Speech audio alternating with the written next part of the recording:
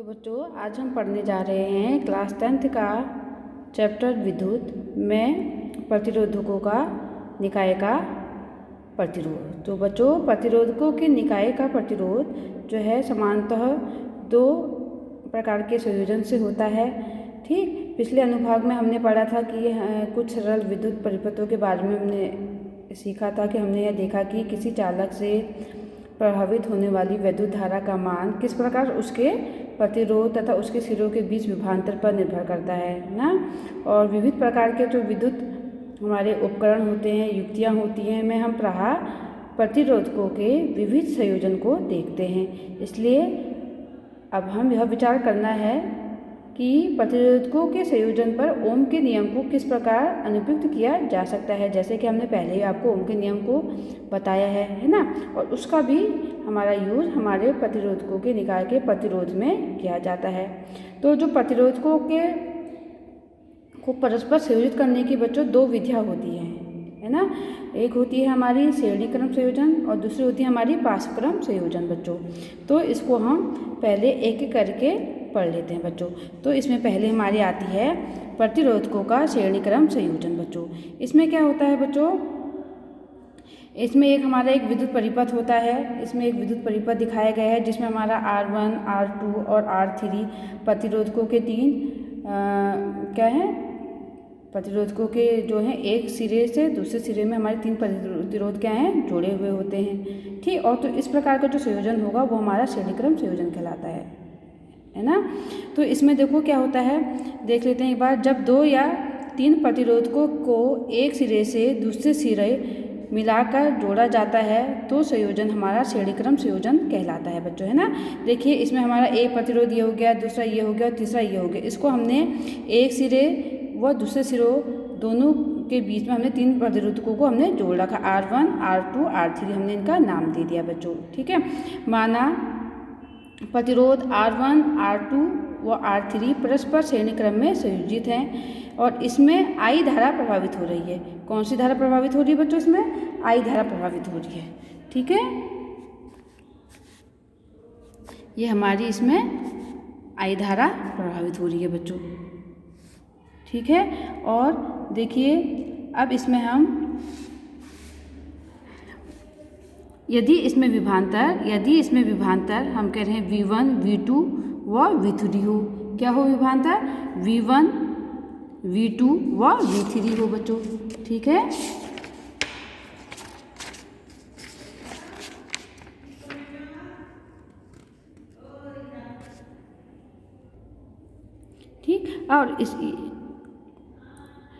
और इसमें हमारा जो विभवांतर है और इसमें जो हमारा विभवांतर है V1, V2 व V3 हो तो ओम के नियम के अनुसार V = IR बच्चों। जैसे कि बच्चों हमने पहले भी दिखाया था ना आपको, ओम का नियम क्या प्रूव करा था हमने, V = IR दिखाया था, है ना बच्चों।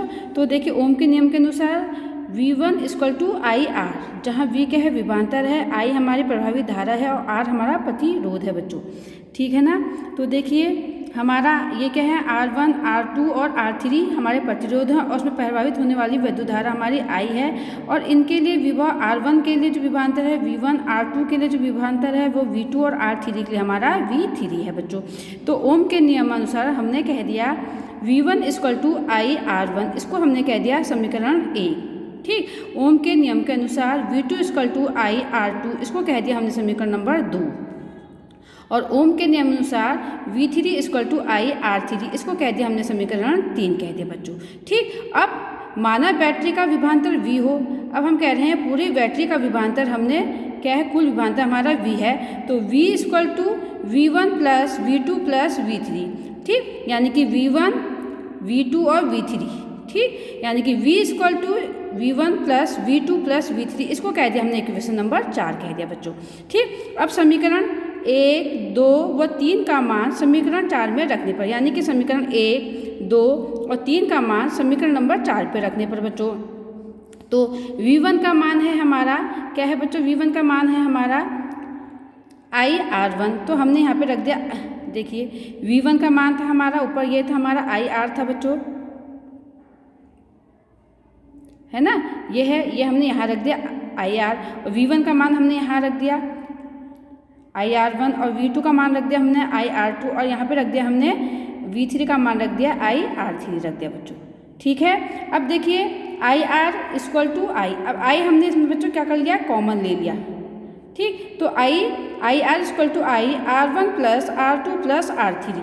ठीक, अब हमने कह दिया I से R ये कैंसिल हो गया, R equal to R1 plus R2 plus R3।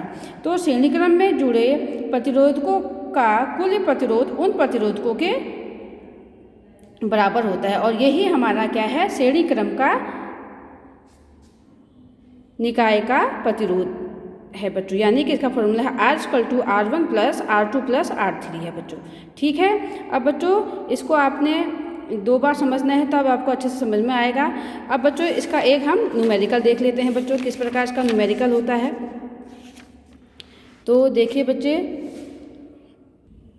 अब देखिए इसमें हमारा क्वेश्चन है कि 4 ओम, 6 ओम और 8 ओम के प्रतिरोधकों को श्रेणी क्रम में 9 वोल्ट की बैटरी से संयोजित किया जाता है। मीन्स एक 4 ओम है, एक 6 ओम है और एक 8 ओम के 3 प्रतिरोध यानी कि R1, R2 और R3 हमने इनको नाम दे दिया। ठीक, को श्रेणी क्रम में जोड़ने पर और इनका जो विभव है वो कितना है, 9V है की बैटरी से संयोजित कर दिया गया है।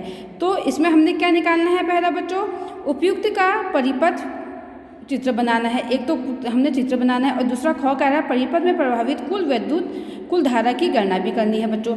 तो बच्चों देखिए, अब हमारा क्वेश्चन कह रहा है कि हमने 4 ओम, एक 6 ओम और एक 8 ओम के 3 प्रतिरोधकों को हमने श्रेणी क्रम में जोड़ना है। तो हमने 3 प्रतिरोधकों को हमने श्रेणी क्रम में जोड़ दिया। देखिए 4 ओम, 6 ओम और 8 ओम, जैसे कि हमने अभी प्रूफ करा था उसमें कि श्रेणी क्रम का जो फॉर्मूला जो हमारा डायग्राम होता है इसी प्रकार जुड़ता है, एक सिरे से दूसरे सिरे में जुड़ता है। तो हमने 3 प्रतिरोधकों को एक सिरे से दूसरे सिरे में हमने जोड़ दिया है। ठीक, और इसको एक 9 वोल्ट की बैटरी हमने इसमें संयोजित कर दी है। ठीक, ये तो हमारा हो गया क का परिपथ बना दिया है। अब ख कह रहा है कि परिपथ में विद्युत प्रभावित कुल धारा की गणना करनी है। अब क्या करना है, इसकी हमने कुल धारा की गणना करना है। तो परिपथ का कुल प्रतिरोध क्या होगा बच्चों, पहले हम इसके श्रेणी क्रम से हम इसका कुल प्रतिरोध R निकाल देंगे। आपको पता है श्रेणी क्रम का क्या होता है formula, R1 equal to R1 plus R2 plus R3। तो आपको पता है R1 हमारा कितना है, 4 ओम है, R2 हमारा 6 ओम है और हमारा जो R3 है हमारा 8 ओम है। इनको जोड़ने पर हमारा आ जाता है R कुल प्रतिरोध कितना आ जाता है, 18 ओम आ जाता है बच्चों। ठीक, अब परिपथ में प्रभावित कुल धारा I इक्वल टू VR, ओम के नियम अनुसार बच्चों I इक्वल टू VR। तो हमारा जो V है विभांतर है वो कितना दिया है, ऊपर हमारा 9 वोल्ट दिया है बच्चों।